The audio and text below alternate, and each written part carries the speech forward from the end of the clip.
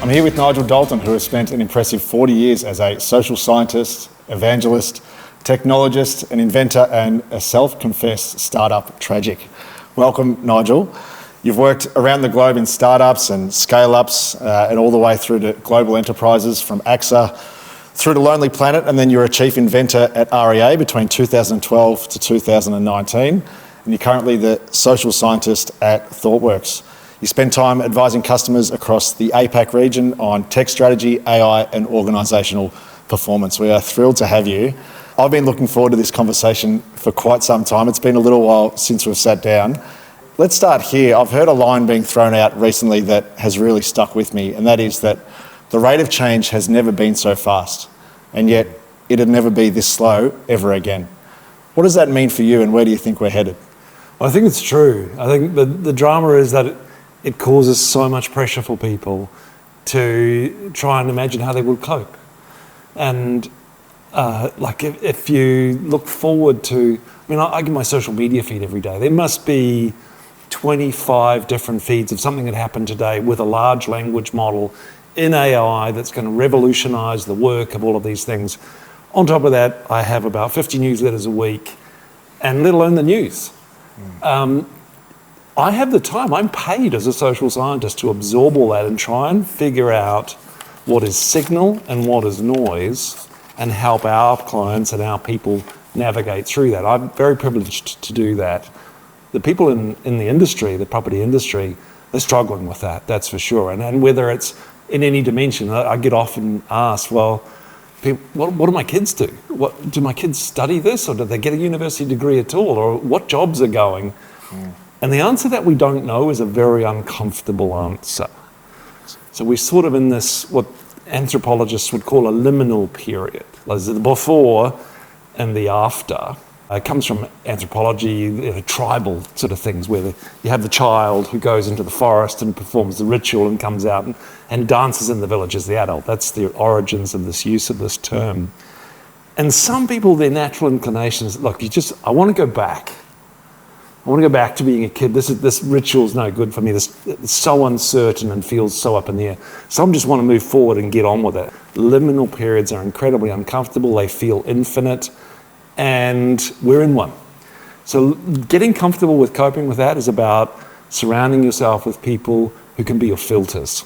So I only survive as an analyst by not having to read 500 things a day, but having 5 friends in a group and, great allies, people like realestate.com.au. The comms I can get on property, for example, I don't need to read 50 sites. Yeah. That's how you do it. So is it a bit of a bubble, or do you think we're underestimating how big this really is? I've lived through some bubbles. I know what they feel like. I was in San Francisco when the dot-com boom happened, and then when the dot-bomb happened afterwards.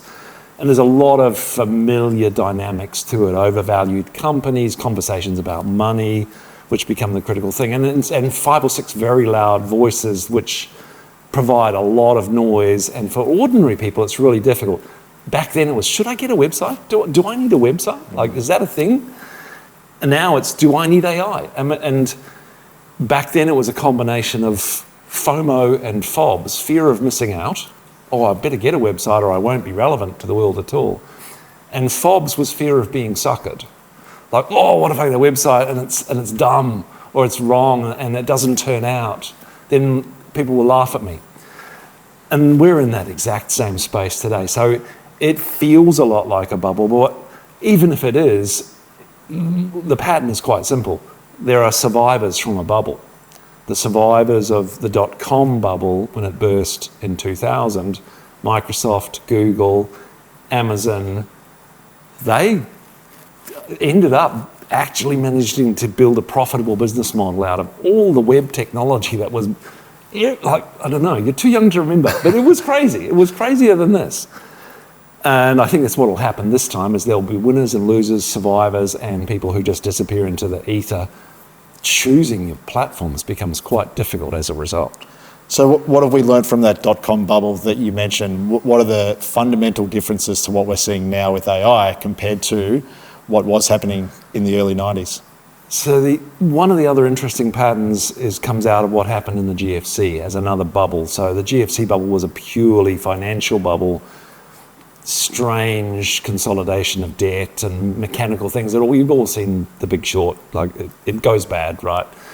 We have some of those factors, and it's really the decades that follow 2000 and 2010 inform us as to what happens next. If you joined the workforce in 2010, you walked into mobile phones, social media, e-commerce, cloud, every 2 years, machine learning.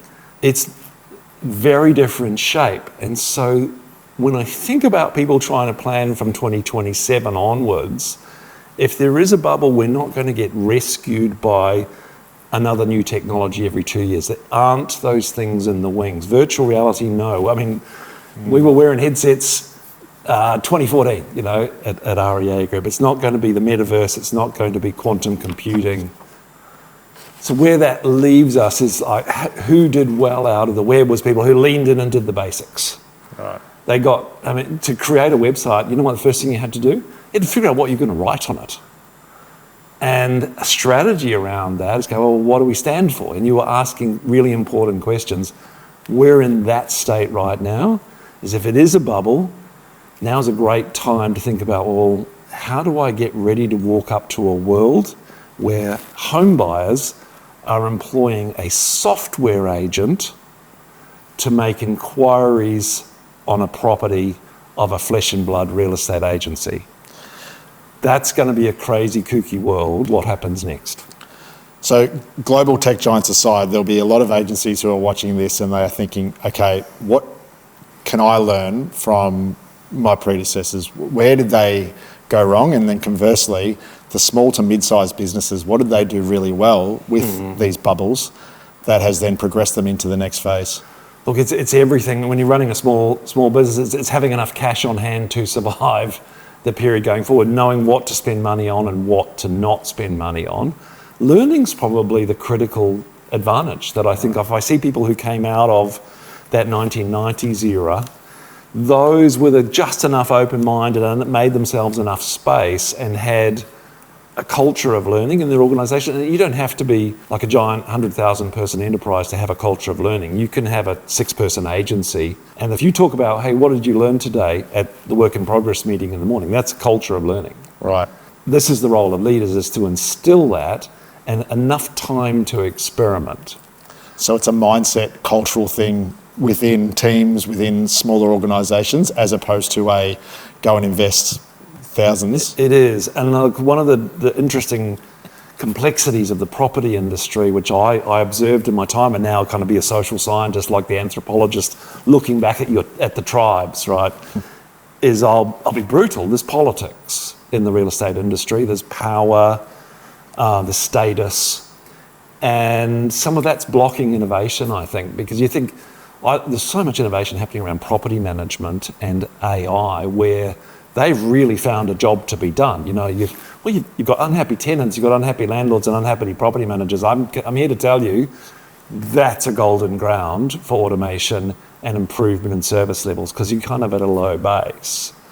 But giving people the time to think about it, it's that old thing, I'm so busy pushing my bike, I don't have time to get on and ride it. Creating the headspace and, it's as simple as the boss going, how about you take the afternoon off and just go and see if you can make Claude work on that spreadsheet that you spend 2 hours reconciling our account with every day. Right. So aside from a cultural shift and a mindset shift, you mentioned it before, there are places that you should be spending and that you shouldn't be spending without potentially naming names. Like what should directors, agents, PM staff, even in development, new homes, media space, what should they be thinking about the ways to invest? So one of the biggest dilemmas for the big industries of the world is that they really haven't reached a point where they've managed the gap between the managers and the people who do the work. I think real estate's in a great place because so many people who are senior in agencies used to be on the street, at the opens doing that stuff. Most industries, the bosses have forgotten how sausages are made. This is problem number one. And the trouble in real estate is the managers probably remember how the sausages were made 10 years ago when they were a junior, and they go, well, I used to do opens that way. I used to send emails all the time. Why? I thought you were doing that. So understanding the processes of how work is actually happening in your agency and servicing customers and being super humble about that, step number one. So I'm kind of a fan of lean and systems thinking and stuff. It's really simple. What are the 10 steps it takes to take a customer from being a complete prospect to having them on the books? Sounds so simple. I mean, sure, we could standardize that. Then you discover there are 15 variations of that in your company because every single person has a different way. If you immediately apply an agent or a bot or an AI to that, you've got 15 messes. So thinking about how the work works is the first step. You've got 3 CRMs because, you've grown the business. You managed to pick up one from a retiring agency that was in the same neighborhood. You got the money, you bought the rent roll, you've done the whole thing. Did you integrate it? Are customers on both CRMs and both databases? That's the foundation. And in some ways, I mean, in my world, it's so fast moving. People who bought into and locked into, say, a Microsoft infrastructure, Microsoft Copilot 2 years ago, committed everything to it. A little bit of regret now because so many other things have been coming along. So at some point, you've got to dive in. Yep. But actually, the opportunity cost of waiting a little and focusing on learning and housekeeping is low. Right. So it's processes before platforms. Crystal ball time, Nigel, which I love doing with you. If we were to fast forward in 5 years' time, what do you think is the one solitary thing that will be consistent among people who are saying, I just wish I had have done that earlier? I wish I'd done my housekeeping will be the phrase everyone utters because, kind of silence here, we are working in an industry that has a trust problem. And so if you add in a shitty chat bot to your customer service, so you didn't spend enough money and it didn't connect to your CRM and know who was calling, and it makes them step through 5 different things. What do you call it? Press 1 for rentals, press 2. You're eroding the little amount of trust you have left. So data is precious, trust is gold in this industry. And the drama of AI is that it erodes trust when done badly. Is there ways that agents can fast track that trust that they build? I want to say yes, but I think it's really hard. Like, trust is like culture, it builds slowly. Or they say trust comes in like a tortoise and leaves like a racehorse.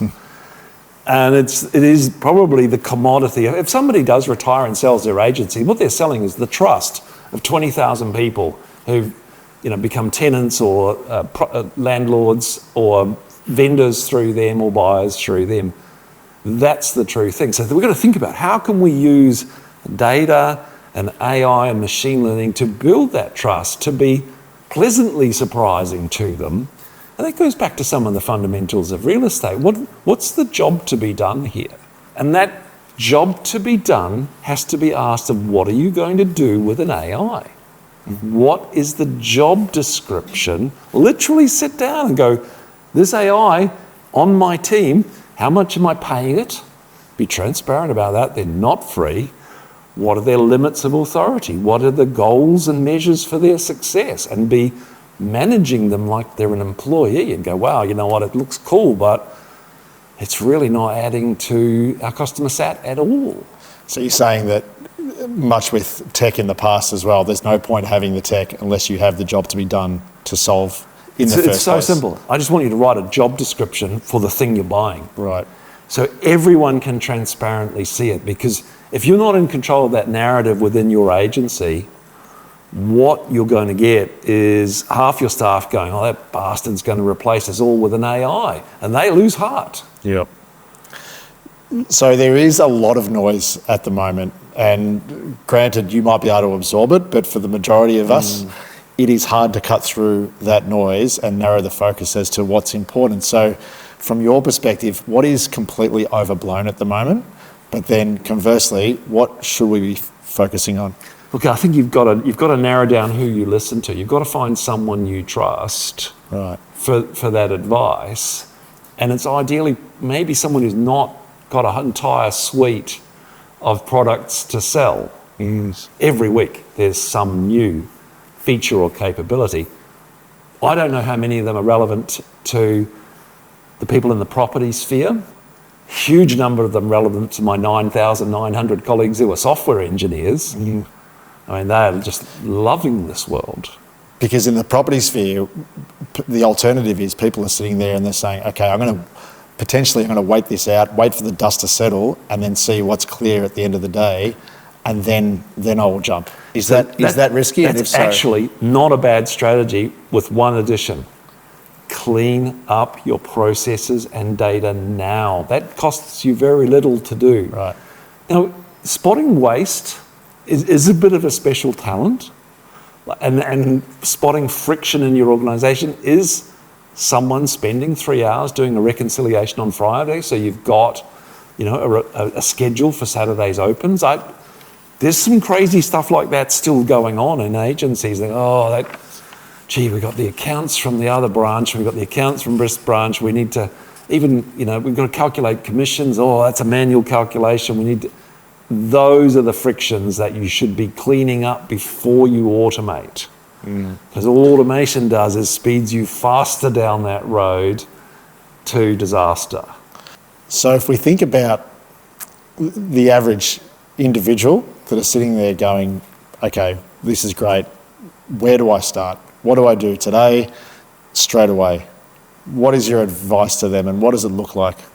So sit down and figure out, if you had a magic assistant who could wave their wand and do something that worked for nothing, that worked in your agency, that could clean up one problem you have, what would that problem be?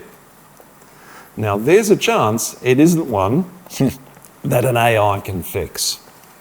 But this is strategy 101. Like, just understand the friction points that you worry about. That list of the 10 things I hate about the way things work around here, most valuable thing in your agency. Does anyone take the time to think about that? They're too busy getting to WIP, sales reconciliations, running the agency, hiring people, all those kind of things. That's the key list. Some of those we can help fix with automation, and some of those with machine learning and AI. I'll leave with this last question. I think we might wrap up, Nigel, because there's been some fascinating things to pull out of this. If people remember nothing else from today, what are 3 things that every business, every individual you think should be implementing straight away?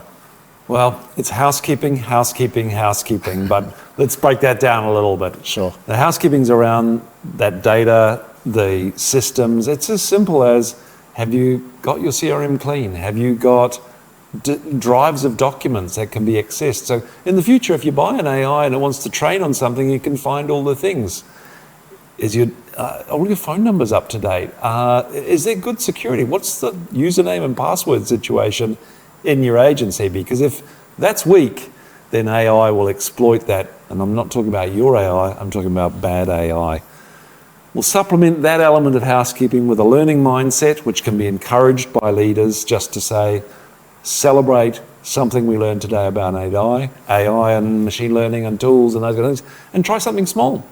So download one of the tools, ChatGPT or otherwise, and just point it at something, an email or otherwise, and watch how it works, what it can do and can't do.